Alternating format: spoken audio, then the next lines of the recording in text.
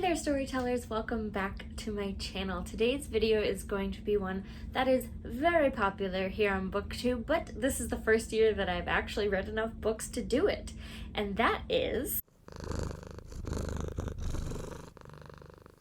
the mid-year book freakout tag. If you don't know what the mid-year book freakout tag is, it is a video challenge wherein the booktuber, that is me, answers questions based on sort of the general questions somebody who would is looking for recommendations would ask you, basically. Things like your favorite book, your least favorite book, etc. The first year I was on BookTube, I hadn't really read enough or done enough videos to know how to do the book tag videos, really, and that I kind of took a break for a while. So this is the first year that I'm back on BookTube, have been reading, and can answer these questions with the books that I have read this year. So let's get right on into it. The first question is, what is the best book you have read so far in the year? And that, for me, has to be hands down The Hand on the Wall by Maureen Johnson. This is the third book in the Truly Devious Mystery YA series, and it is so good. I fell in love with this series immediately in the first book, Truly Devious.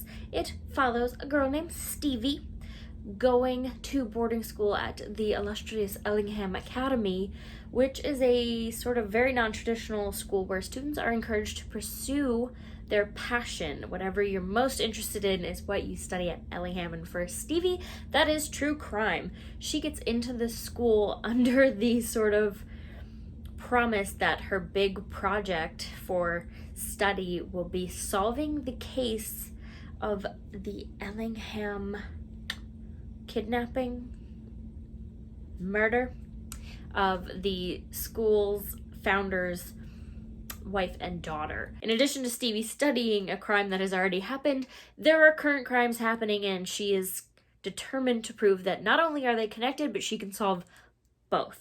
Like any good mystery series, anytime Stevie gets close to answers, there are consequences of the dangerous order to follow, and she weathers them like a trooper. Without spoiling anything, The Hand on the Wall picks up where The Vanishing Stair leaves off, which is on a huge bang of a cliffhanger, and to be perfectly frank, I didn't think that the wrapping up of the story was going to happen as well as it did in this third installment.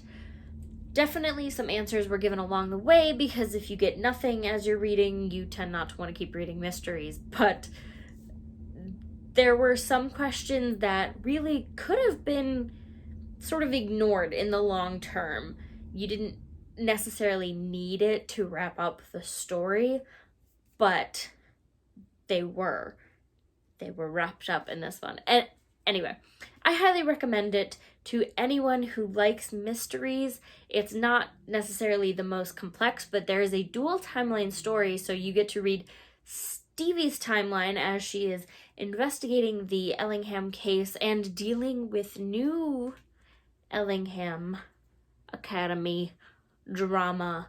So this is definitely my favorite book of the year so far. Question number 2 is, what is the best sequel you have read so far this year? And if you have seen my latest video, which is the books I read in July, you will learn that for the first time I have read The Hunger Games. I missed the boat on that one. I'm catching up. It's fine. Speaking of catching, my favorite sequel of the year that I have read so far is Catching Fire by Suzanne Collins, which of course is the sequel to The Hunger Games. I feel like I don't need to spiel too much about this. People know The Hunger Games. They know the sequel.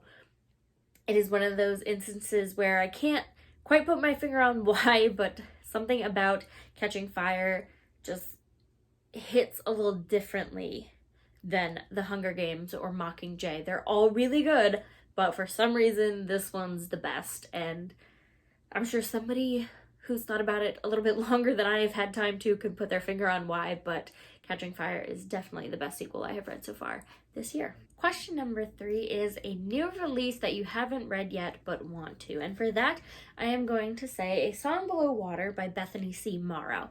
I have actually started this book, but I'm only a few chapters in. I have to get around to finishing it, so because I'm not too far into it, I am counting it as a new release because it did come out this year that I have not read yet because I haven't finished it, and I want to because I want to. Question number 4 is your most anticipated release for the second half of the year, and for that, I am without a doubt going to have to go with Legendborn by Tracy Deonn.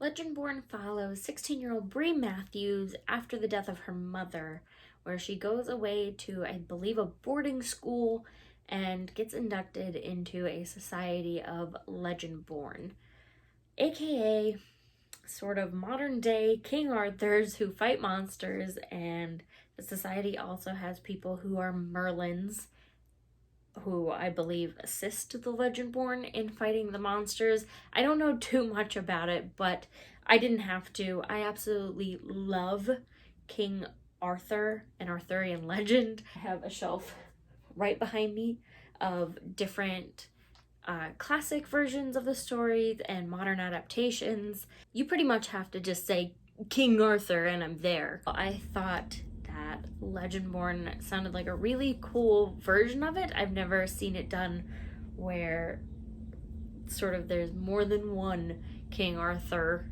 figure at a time and more than one Merlin sort of behind the scenes making the destinies happen and whatnot. So I'm really excited. It's something that had my attention the second I realized it was Arthurian. So that is my most anticipated release for the second half of the year. Question 5 was your biggest disappointment, and that unfortunately has to go to a book I was hoping would at least be helpful for me, and that is Don't Keep Your Day Job by Kathy Heller. Don't Keep Your Day Job is a nonfiction novel that is aimed at inspiring and giving advice to those of a creative mentality for pursuing your dreams instead of focusing on your sort of typical 9-to-5. The idea held some promise for me, but when I read the novel book, it ended up sort of being a regurgitation of other self-help, creative work inspired books that I have read before. A lot of quotes were pulled, and that's fine and all if you haven't sort of read the spectrum of the self-help genre that's available, but I kind of had already, so it was a letdown in the sense that it just wasn't anything new to me. Question 6 is the biggest surprise, and that for me definitely has to be Cinder by Marissa Meyer. Cinder is a sci-fi retelling of the Cinderella story, and it follows the cyborg Cinder as she gets entangled through pure happenstance in a sort of bigger than her royal plot involving the country that she is from, which is New Beijing. I went into Cinder knowing generally what it was about and thinking I might enjoy it, but I didn't expect to enjoy it as much as I did. It ended up being a 5-star read for me. Cinder was a really cool character, a really strong character, and I ended up really loving that story, but it surprised me because I did not expect to enjoy it as much as I did. Question number 7 is your favorite new author, and that can be an author that is a debut author or an author that is new to you. For this question, I'm going to answer it with Again But Better by Christine Riccio, I think is how you pronounce her name. Coincidentally, this is not a new novel this year, but it is her debut novel and her only one, but she is writing another. I ended up being really a huge fan of this book. It follows a girl named Shane on a study abroad trip in London where she learns a lot about herself because she learned to her parents to do a study abroad program in creative writing and not a study abroad program in the medical field, which is what she told them she was doing. It's a really interesting journey. There was a twist in here that I did not expect in terms of how the story was going to go, and I absolutely loved it. I started off thinking I was just going to like this book, but the more I read, the more I fell in love with it, and the more I fell in love with Christine's writing style. So when she releases that next novel, I will be all over it because she's a new favorite author of mine. It's so good. The next question, number 8, is your newest fictional crush. And for this one, I'm going to have to go with Will Herondale from the Infernal Device series by Cassandra Clare. Look, I know I'm new to the Mortal Instruments, the Infernal Devices, the whole Shadowhunter Chronicles universe. I'm new to it. I missed the boat on that one too. Again, I'm playing catch up. I know. I actually did not like Will Herondale very much in the beginning. That's not fair. I liked him enough.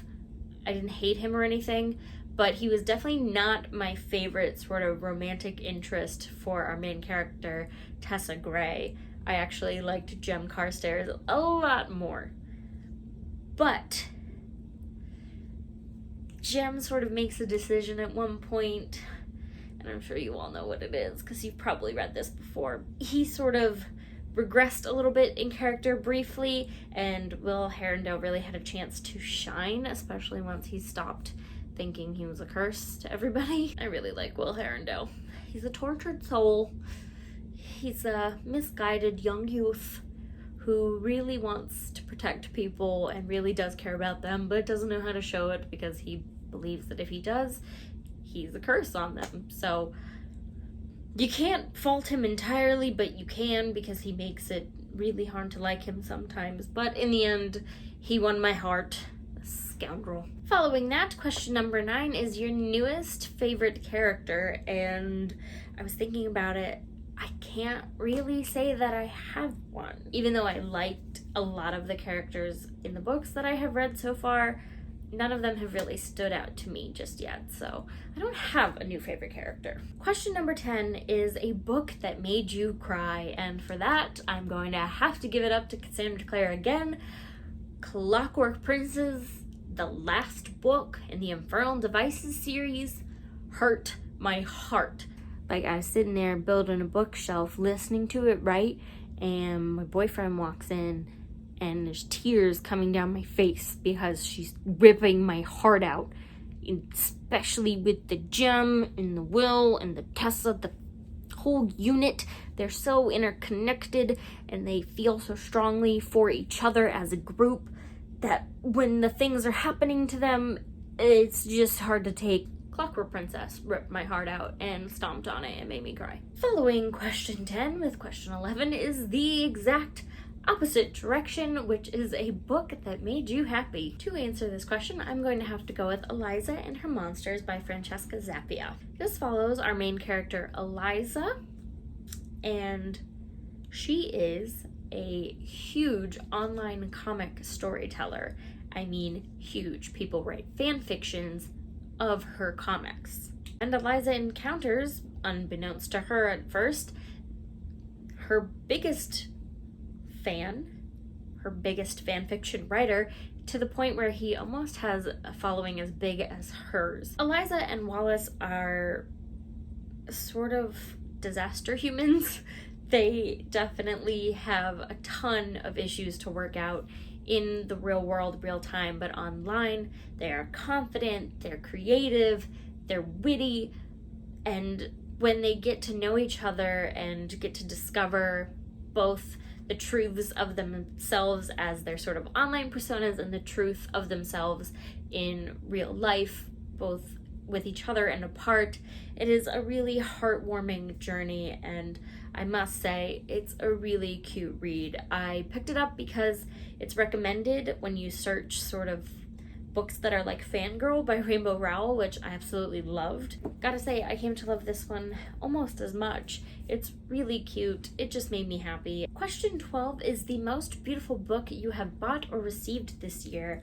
And for that, I'm going to have to go with a book that is probably not traditionally beautiful, but is a cover that kept my attention. It just kept drawing my eye. I kept thinking about it after I had seen it. That is All the Invisible Things by Orla Collins. This follows the story of a girl named Betty Lake as she moves back to London after being away for a few years after her mother passed.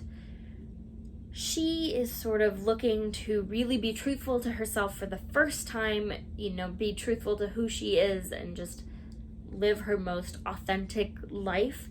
And she believes that the help of her old friend Pez is what she needs to do this. But when she encounters Pez, he's not the boy she remembers, who was brave and bold and vibrant and encouraged her to be those things as well.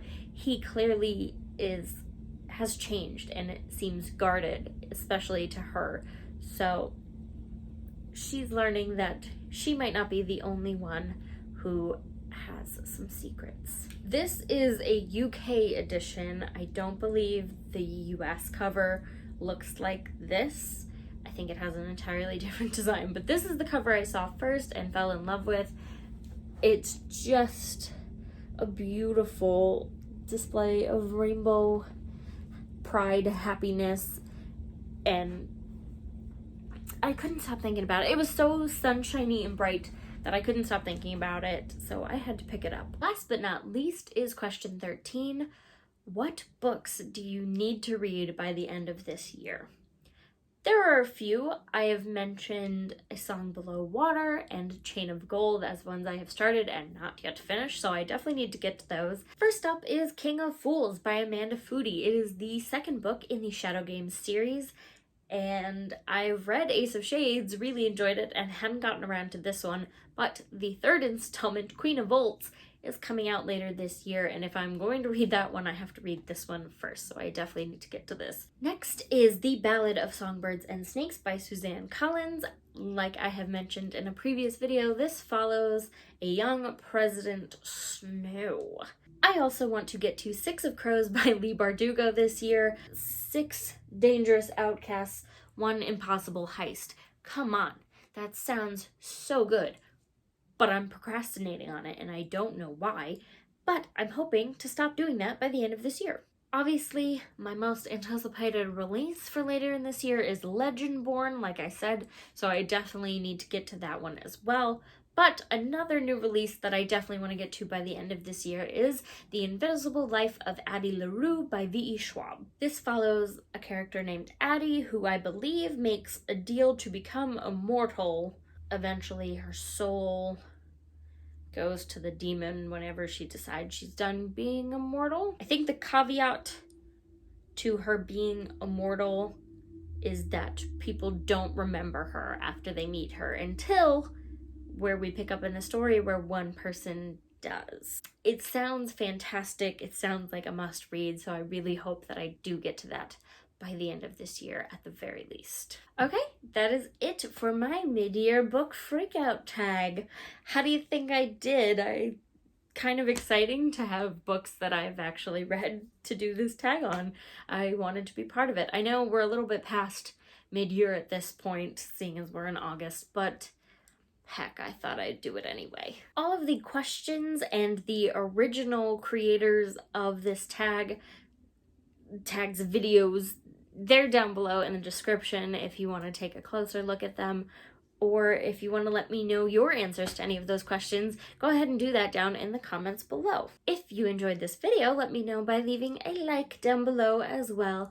And don't forget, you can always click the subscribe button to keep up with me and all of my bookish adventures, and you can always ring that little bell so that you don't miss a beat, because why would you want to? I am going to go. I will catch you guys on the next one. Bye!